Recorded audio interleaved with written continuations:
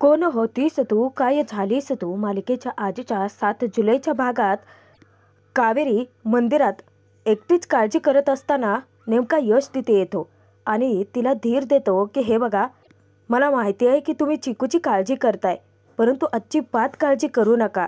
तो एक छोटासा अपघात होता आणि टळलाय आता. कावेरी मनोमन विचार करते की कसं सांगू आता यांना की तो अपघात नव्हता, तर त्या मंदारने हे सगळं मुद्दाम केलं आहे. तेव्हा यश कावेरीचं खूप कौतुक करतो. तुम्हाला एक सांगू का, तुम्ही ना घरच्या सगळ्यांची खूप काळजी घेता, परंतु तुम्हाला तुमची अजिबात खबरदारी नसते. तुम्ही स्वतःची सुद्धा काळजी घ्यायला हवी आहे. मला माहिती आहे की त्यावेळी जे काही झालं चिकूच्या बाबतीत, त्यामुळे तुम्ही आधीच खूप घाबरून गेला होतात आणि जे सुचलं ते तुम्ही केलं, परंतु तुम्ही स्वतःची काळजीही घ्यायला हवी आहे.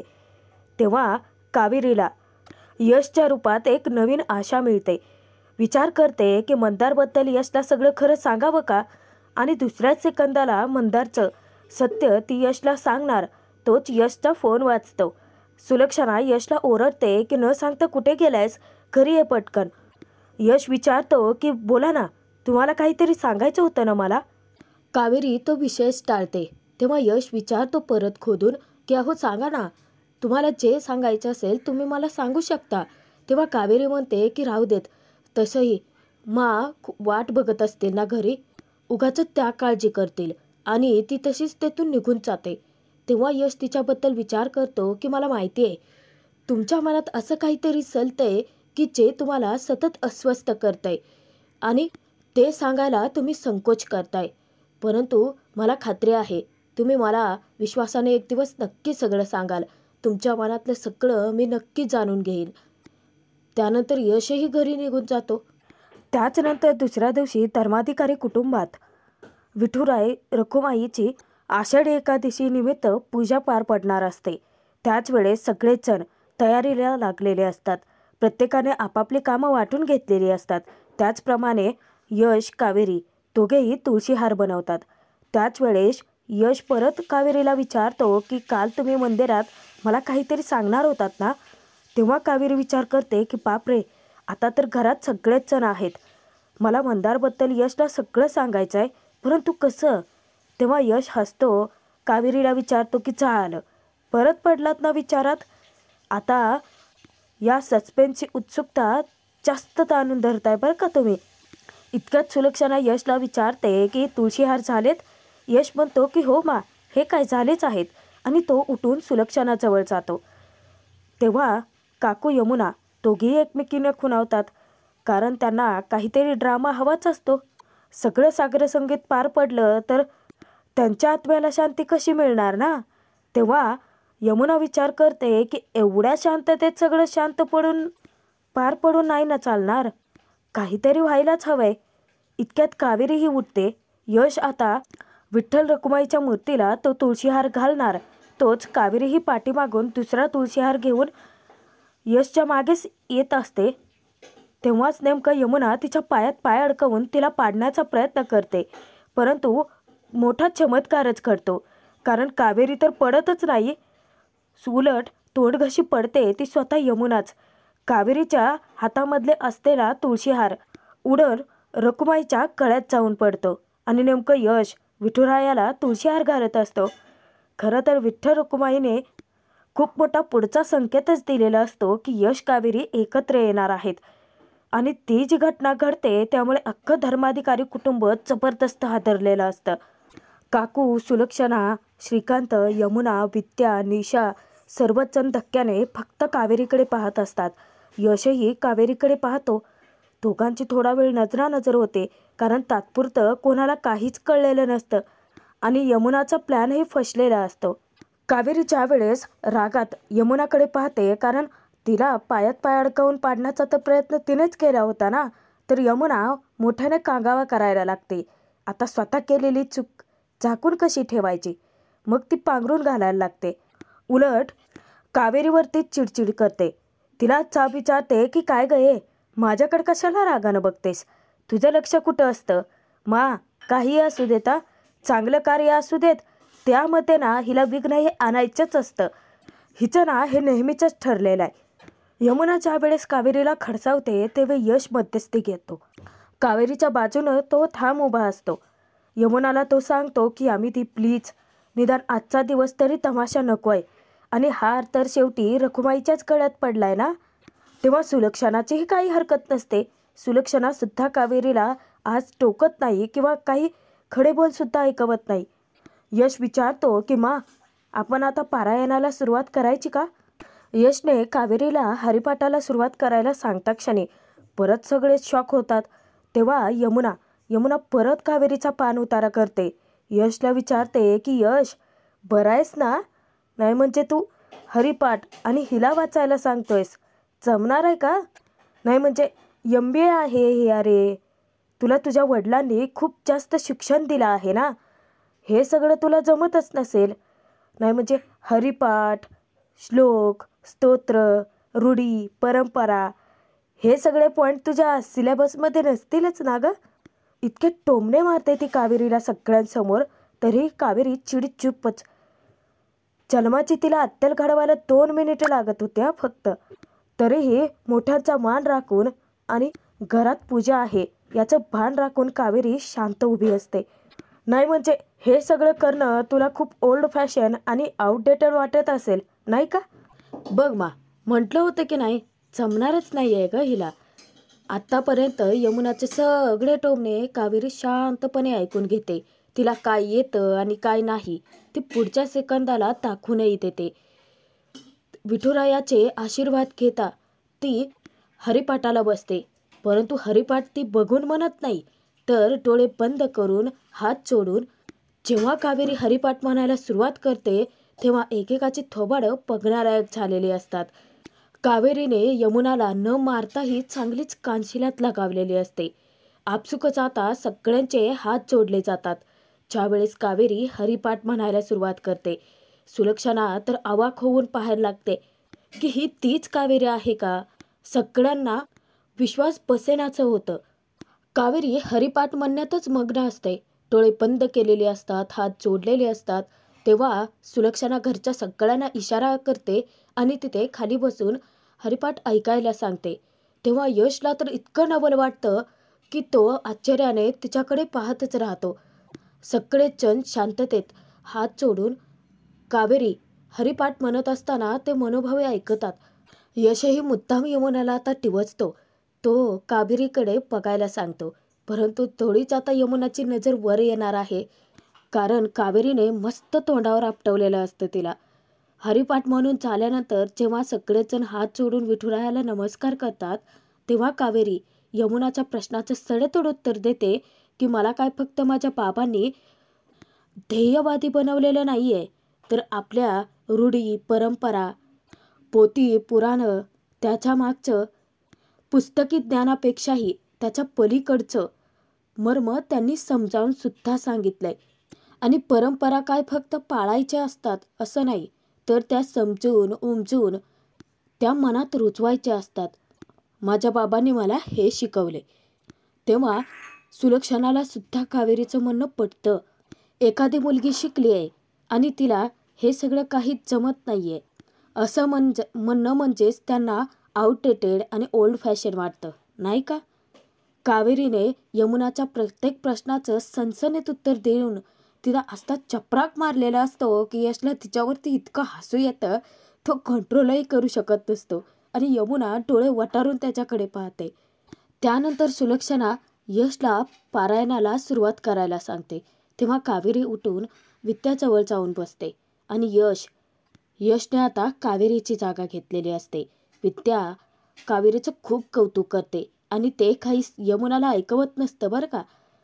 यशने पारायणाला सुरुवात करता क्षणी परत सगळेजण हात जोडून मनोभावे ते ऐकतात. पारायण चालू असतानाच अचानकच कावेरीला सतत मंदार कॉल करायला लागतो आणि कावेरी खूप टेन्शनमध्ये येते की हा मंदार मला सतत फोन का करतोय. त्यानंतर ती उठते आणि सुलक्षणाला एक कारण देते की मी बाहेर जाऊन येऊ का? चिकूसाठी खोकल्याचं औषध घेऊन यायचं आहे. मग काय, आता आयती संधीच चालून आलेली असते. यमुना परत कावेरीला टोमणे मारायला चालू करते. बघतेस ना हे हिचे संस्कार आहेत. सुलक्षणा यमुनाला गप्प बसायला सांगते आणि कावेरीलाही म्हणते की आत्ता पारायण चालू आहे, आणायचं असेल तर नंतर जाऊन आण. आणि ती परत तिला जागेवर बसायला लावते. कावेरी विचार करते की त्या मंदारला मला जन्माची अत्तल खडवायचे, चांगला धडा शिकवायचा आहे. परंतु कसं? कारण कावेरीला तर तिथून काढता पाय घेता येत नसतो, कारण देऊनही कोणी बाहेर जाऊ देणार नसतं आणि मंदारचे कॉल्स काही बंद होत नाहीत. कावेरीचा जीव नुसता टांगणीला लागलेला असतो, कारण तिला तिच्या भूतकाळाबद्दल सगळं मंदारबद्दलही यशला सगळं सांगायचं असतं की कावेरी नक्की कोण आहे, ती चिकूला घेऊन इथे कशी पोहोचली, त्यानंतरचा पुढचा तिचा धर्माधिकारी कुटुंबामधला प्रवास, तो मंदार अचानक तिच्या आयुष्यामध्ये येणं, तो मंदार नक्की कोण आहे, सगळं यशच्या कानावरती तिला घालायचं असतं. परंतु यश पारायणाला बसलेला असतं आणि सतत मंदार कॉल करून कावेरीला त्रास देतो. तेव्हा कावेरी बहाणा करते की मी चिकूला बघून आलेच आणि पटकन रूममध्ये धावत येते, दरवाजा बंद करून घेते. तिचेही हात दगडाखाली अडकलेले असतात. इतके रडकुंडीला येते, काय करावं काही सुचेनासं होतं. कारण मंदारने मेसेज करून कावेरीला फॅक्टरीच्या मागच्या रस्त्याला भेटायला बोलवलेलं असतं. कावेरी मनोमन नाराजी व्यक्त करते की थकले मी आता या घरातल्यांशी खोटं बोलून. इथे फक्त चिकूची आई बनून आले होते मी चिकूसाठी, परंतु आता मंदार माझ्या आयुष्यात परत आला आहे आणि म्हणूनच माझं अख्खं चित्र पालटलंय. तो माझ्यावरती सूड उगायला आला आहे आणि विनाकारण या घरातले सुद्धा या सगळ्यात होरपळले जातील. आणि म्हणूनच कावेरीने ठोस पावलं उचललेली असतात, कारण तिला धर्माधिकारी कुटुंबाला त्रास नाही होऊ द्यायचा. म्हणूनच यशला सत्य सांगण्यासाठी तिने चिठ्ठी लिहायचं ठरवलेलं असतं. ज्यावेळेस चिठ्ठी लिहायला सुरुवात करते तेव्हा ती असं लिहिते की मला माझ्याबद्दलचं सत्य तुम्हाला सांगायचं आहे आणि तुम्ही माझ्यावरती विश्वास ठेवून मला समजून घ्यावं अशी अपेक्षाही नाही करणार मी तुमच्याकडून. परंतु प्लीज माझ्यावरती विश्वास ठेवा.